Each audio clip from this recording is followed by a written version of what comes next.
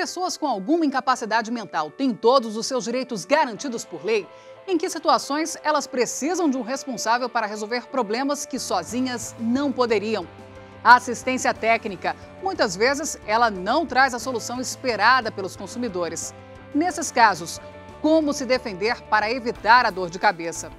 E em tempos em que a economia de água é necessária, o que se vê ainda é muito desperdício. Aqui você vai saber como controlar o uso desse recurso natural tão escasso no planeta. Está no ar a nossa revista eletrônica Direito Meu, Direito Seu.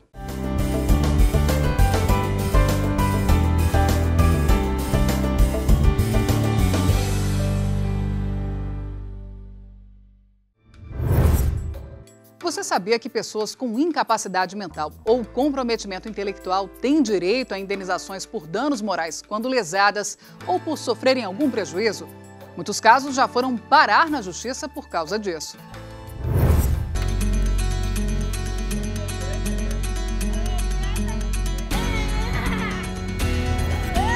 Mia é simpática, extrovertida. No parquinho ao lado de casa, não para um minuto, corre pra lá pra cá, sempre brincando.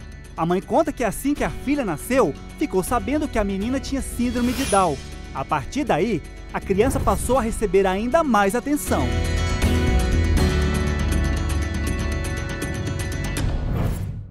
Na realidade, a Lia é independente da forma que é, porque ela é estimulada desde cedo, né? As crianças com síndrome de Down, elas precisam desses estímulos, né? A Lia frequenta uma clínica multidisciplinar desde pequenininha. E isso nos ajuda, facilita a vida da Lia. A Lia tem fono, tem fisioterapeuta, alguns profissionais que ajudam nesse desenvolvimento. Por isso, a gente tem uma garota assim esperta, dinâmica. Médicos geneticistas deixam claro, síndrome de Down não é doença, é uma alteração genética provocada por uma falha na divisão celular no início da gestação do bebê. Segundo a Organização Mundial de Saúde, 1 em cada 700 crianças nasce com essa alteração. E por mais comum que seja, portadores de Down ainda sofrem preconceito, mesmo que seja de forma velada. E Lourdes sabe muito bem o que é isso.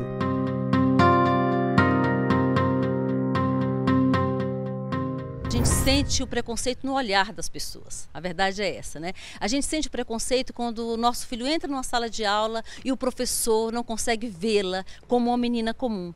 O professor vê como uma síndrome, né? Então, a partir desse momento, a gente sente sim esse preconceito, né? Porque, na realidade, a Lia tem condições de estar na escola, a Lia precisa estar na escola, né? E precisa ser respeitada, né? Precisa ser entendida que isso é possível.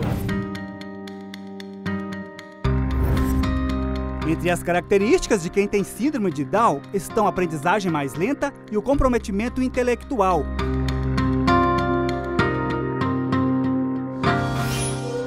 Que também pode ocorrer com pacientes com determinados transtornos mentais.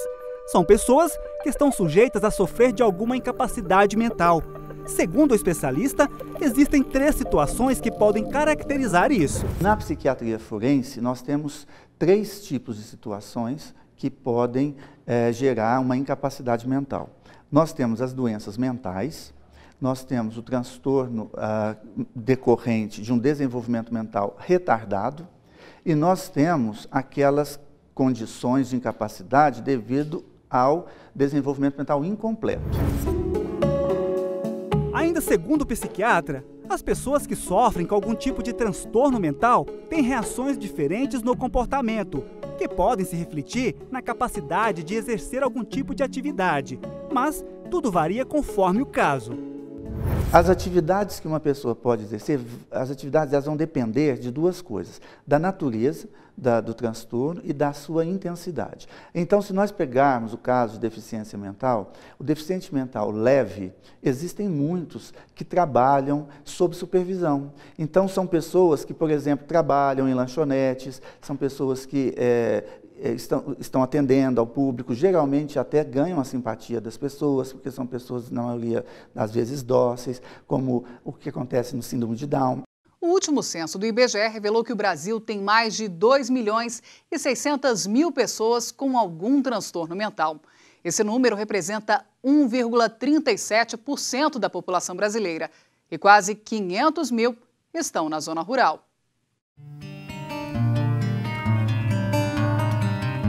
É importante lembrar que pessoas com alguma incapacidade mental ou comprometimento intelectual têm seus direitos de personalidade garantidos pela Constituição e de levar uma vida social normal, mesmo que elas dependam de um curador, aquele que cuida dos interesses e dos bens de quem não tem condição de fazer isso sozinho. Um caso que chegou recentemente ao Superior Tribunal de Justiça foi de Minas Gerais. A filha de um homem que sofre de transtorno mental entrou na justiça contra o Banco do Brasil, pedindo indenização por danos morais e materiais. Ela afirma que foram feitos diversos saques indevidos da conta do pai de quem é curadora. A Justiça de Primeira Instância condenou o banco a pagar a indenização no valor de R$10 mil e devolver todos os valores que foram retirados da conta. O Tribunal de Justiça do Estado manteve a condenação, mas afastou o dano moral. Ao analisar o recurso na quarta turma, o ministro Luiz Felipe Salomão afirmou que houve sim dano moral e que o fato de uma pessoa sofrer de transtornos mentais não é motivo para que os seus direitos como cidadão sejam desrespeitados. Dano moral houve, porque houve uma violação no direito de personalidade do correntista.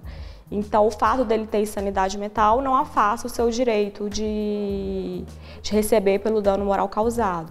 Assim como uma criança, uma pessoa jurídica pode sofrer dano.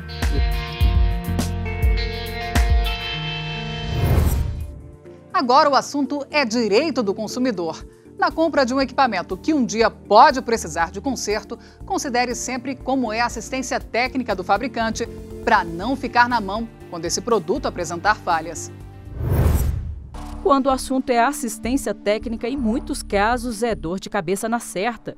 Em uma pesquisa feita pelo Inmetro para 58,6% dos consumidores entrevistados, esse tipo de serviço é o mais importante na hora de comprar um produto. E tem mais, 79,6% das pessoas pagariam mais pela mercadoria só para ter uma rede de assistência técnica adequada. Seu Abel não teve muita sorte. Ele comprou um celular novo em dezembro do ano passado, pagou R$ 1.400 pelo aparelho. Não demorou e os defeitos apareceram. O servidor público voltou à loja onde adquiriu o produto para tentar uma troca, mas não conseguiu. É a tela dele que não estava aparecendo mais a imagem, nada. Aí nós procuramos, e trocar, Aí não deu. O empresário Emerson conta que é muito comum receber consumidores que tentaram trocar os celulares com defeito nas lojas onde foram comprados. E essas lojas pedem que eles venham à assistência técnica para ter um respaldo, inclusive para saber se há algo causado, se foi um dano causado ou não foi causado. Se pode ser atendido na garantia ou se não pode ser atendido na garantia. Aqui nós verificamos o aparelho e se tudo estiver correto, ele é atendido na garantia sem custo algum.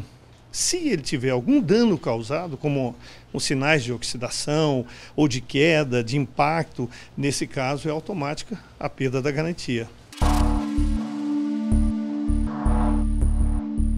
Bruna levou o celular na assistência técnica, mas o reparo não foi autorizado. E nas mãos, a prova do prejuízo. O aparelho, comprado só há 4 meses, não funciona mais. O motivo do defeito seria a umidade que entrou no aparelho.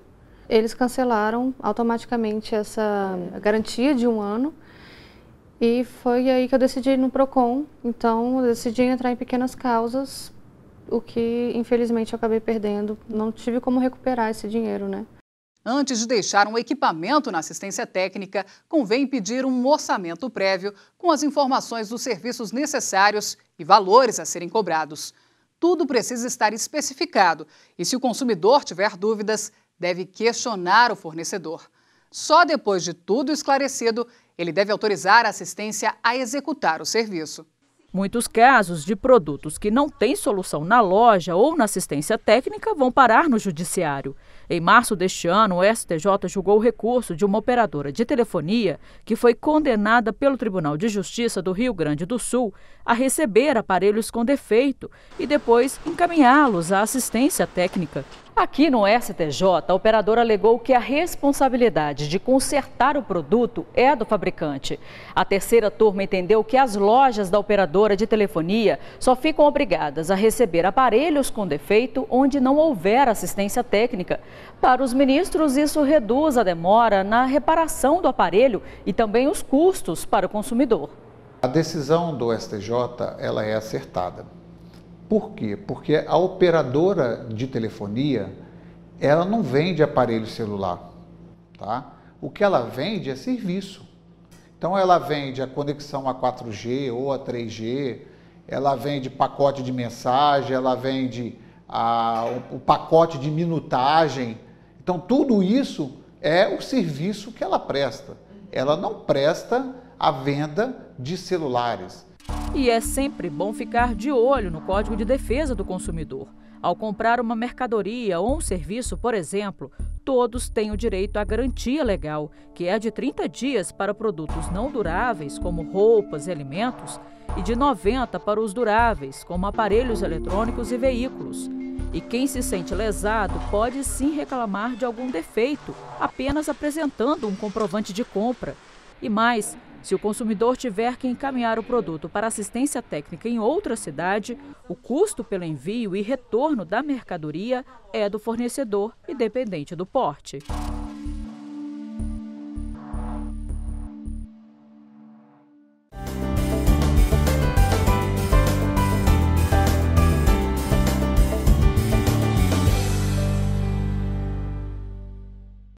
Receber o diploma depois de passar meses numa sala de aula é o reconhecimento de horas de estudo, de dedicação. Mas imagina se todo o esforço não valeu de nada, porque a instituição simplesmente fechou as portas de uma hora para outra. E se você descobre que a faculdade sequer poderia funcionar? Você vai saber agora o que fazer nesses casos.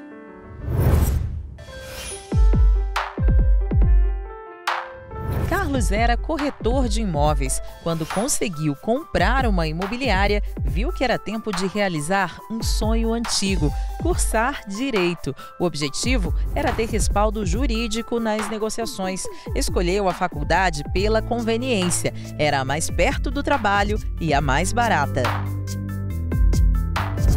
O principal critério é a localidade, né? O preço também me chamou muita atenção. O preço bem acessível, né? Por se tratar de um curso de Direito. O empresário conseguiu ingressar no curso de Direito em 2011. Mal sabia que nos próximos anos enfrentaria uma série de frustrações. A pior delas, o sonho de concluir a graduação virou pesadelo. A faculdade fechou as portas. O ano de 2013 todo foi um ano perdido, de aproveitamento, no contexto geral. Foram muitas idas ao MEC, reunião no MEC, reunião na faculdade, reunião com alunos, reunião na Defensoria Pública, reunião na OAB. E houve, consequentemente, uma desmotivação. A faculdade de Carlos foi descredenciada pelo MEC em 2013. Entre os motivos, a baixa qualidade do ensino, a falta de instalações adequadas e os sérios problemas financeiros. O resultado, mais de 3.000 alunos tiveram a mesma frustração do estudante de Direito. Ficaram sem saber se um dia conseguiriam um tão sonhado diploma universitário. Nos últimos 2 anos, 44 instituições de ensino superior foram descredenciadas pelo MEC. Afinal, que rumo tomar depois de tamanha decepção? Por precaução, é conveniente que todo estudante universitário, ao final ou começo de um semestre, faça solicitação de um histórico escolar, declaração de curso, especialmente a ementa das matérias que está cursando. Se você tiver sua documentação acadêmica toda regular, toda em dia com você consegue transferência de uma forma muito simples. A ausência dessa documentação ou a impossibilidade de alcançar vai lhe fazer, no mínimo, perder alguns semestres do seu curso e pode chegar até ao extremo de, infelizmente, lhe fazer não conseguir retornar ao estudo superior e ter desperdiçado tempo e dinheiro. Caso o estudante não tenha a documentação necessária, pode fazer o processo de transferência assistida do MEC. Se ele não tiver essa documentação e a instituição de ensino estiver realmente fechado, é conveniente que ele procure o Ministério da Educação para que, através do Ministério da Educação, ele alcance os instrumentos de facilitação que o Estado pode dar para promover o que o MEC chama de transferência assistida. Outro obstáculo que pode impedir a conquista do diploma universitário é o encerramento repentino do curso. Foi o que aconteceu com um estudante de administração em São Paulo. A faculdade decidiu encerrar o curso dele, mas o aluno foi à justiça e ganhou a causa. A terceira turma do Superior Tribunal de Justiça decidiu que a instituição tem que pagar R$ 10.200 ao aluno. O motivo? Indenização por danos morais. Quando se fecha um curso, mas não se fecha uma faculdade, isso não nos dá muita preocupação ao que se refere à solução efetiva do problema, porque possivelmente esse aluno vai ter acesso à documentação acadêmica toda que permitirá a ele fazer uma transferência a outra instituição de ensino superior. De acordo com o último censo do Ministério da Educação, realizado em 2013, 7.300.000 estudantes estão matriculados na graduação, sendo mais de 73% em instituições particulares. A meta do governo, no entanto, é de chegar em 2020 com 10 milhões de matrículas no ensino superior. Uma das opções para alcançar essa meta é a educação não presencial. Desde 2009, o governo liberou para que as faculdades ofereçam seus cursos de graduação 100% à distância. Uma alternativa que a cada dia atrai mais adeptos, principalmente aqueles que não têm tempo a perder. É o caso desta auxiliar de biblioteca formada em pedagogia. De olho nos concursos públicos, resolveu se matricular em História e dedicar mais 4 anos da vida aprofundando os conhecimentos. Escolhi fazer o curso superior à distância, pela comodidade, pela flexibilidade, pela economia de tempo e também de dinheiro. Um dos desafios da educação à distância é que ela exige disciplina. Os alunos de modalidades presenciais, eles já têm um hábito, o costume de que naquele dia, naquele horário, ele vai estar estudando. E os que são ensino à distância, ele tem que fazer um planejamento de estudo. Ele tem que criar um hábito. Olha, 3 vezes na semana eu vou estudar 3 horas, 2 horas, para poder dar conta do conteúdo, porque senão ele fica atrasado. Maria das Graças tem 3 filhos e a educação à distância foi a melhor opção para cursar serviço social.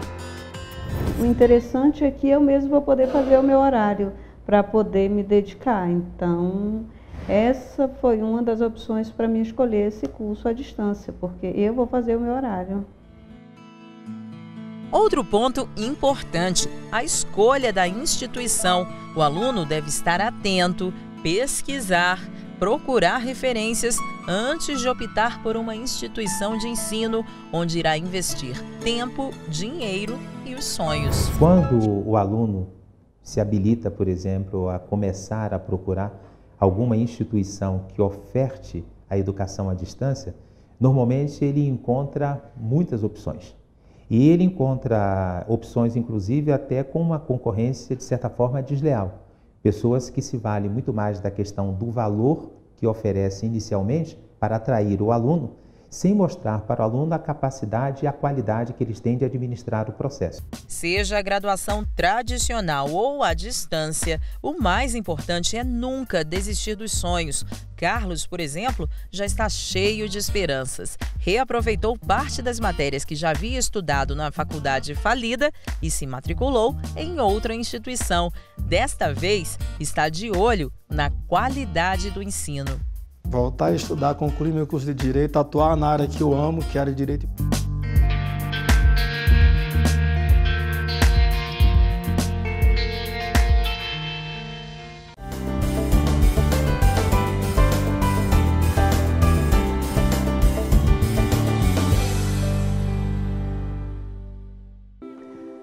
As mudanças climáticas vêm alterando as condições do meio ambiente em todo o planeta. Uma das consequências é a falta de água potável em vários países.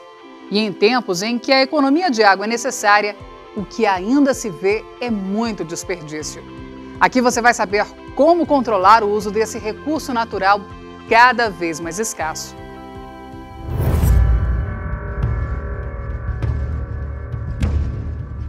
Fatores geográficos, climáticos e políticos podem explicar a escassez de água potável no Brasil. Mas, além disso, o desperdício e a degradação ambiental contribuíram consideravelmente para desencadear a maior crise hídrica que o país já vivenciou. E de agora em diante não tem jeito. Mais do que nunca, é preciso economizar. Já diziam os nossos avós que sabendo usar não vai faltar.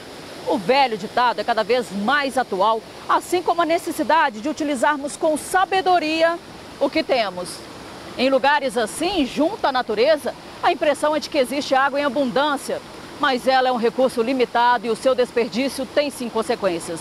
Dados da ONU de 2006 revelam que até 2050, mais de 45% da população mundial não vai ter acesso à água potável.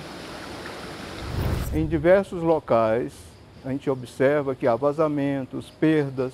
É um reparo que custa uma mixaria, que faz com que ele perca água que poderia servir a ele, servir ao vizinho, servir aos diversos usos, e ele, inclusive, está pagando muito mais do que custaria o reparo. E não é à toa que o tema água é objeto de muitas disputas judiciais que chegam ao Superior Tribunal de Justiça. O ministro Ari Pargendler, já aposentado, comentou que o Tribunal da Cidadania julga mais litígios sobre temas ambientais do que todas as altas cortes da América Latina somadas. E a lista de conflitos é extensa.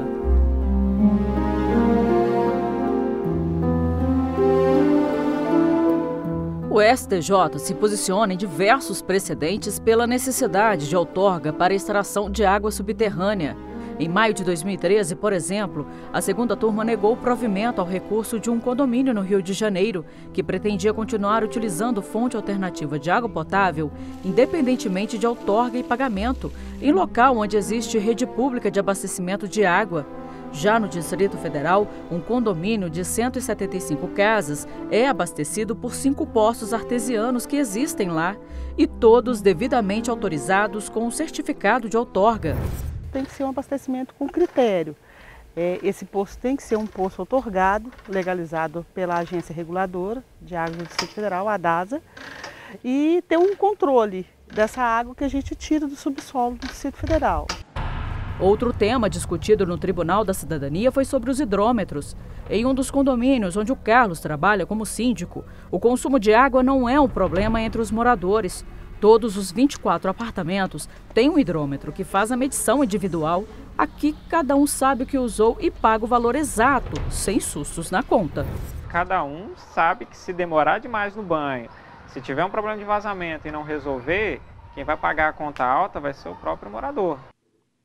E se a pessoa não sabe o que gasta, como economizar?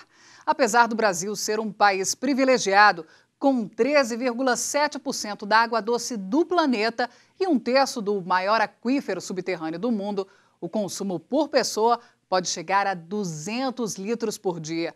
E de acordo com a Organização das Nações Unidas, cada pessoa não precisa mais que 110 litros de água por dia para suprir as necessidades de consumo e higiene. No estado do Rio de Janeiro, o consumidor não ficou nada satisfeito com a companhia de abastecimento ao receber cobranças indevidas de água que não teria utilizado. O cálculo foi feito com base no que o morador poderia ter consumido durante 9 anos, o que gerou uma dívida de R$40 mil.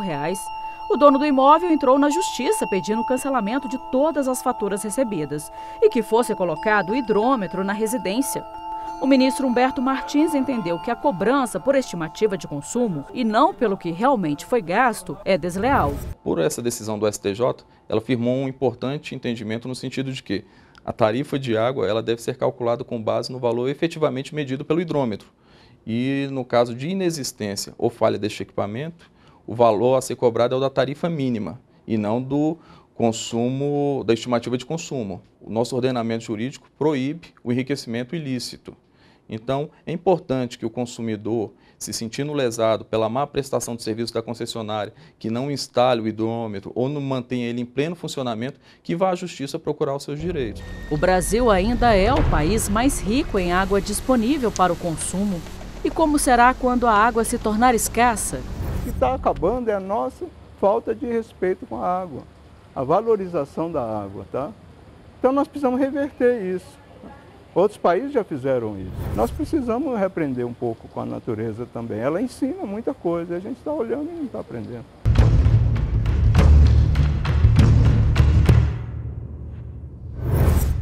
Direito meu, direito seu. A sua revista eletrônica termina agora. Críticas e sugestões é só entrar em contato com a gente. Obrigada e até o próximo programa. Tchau!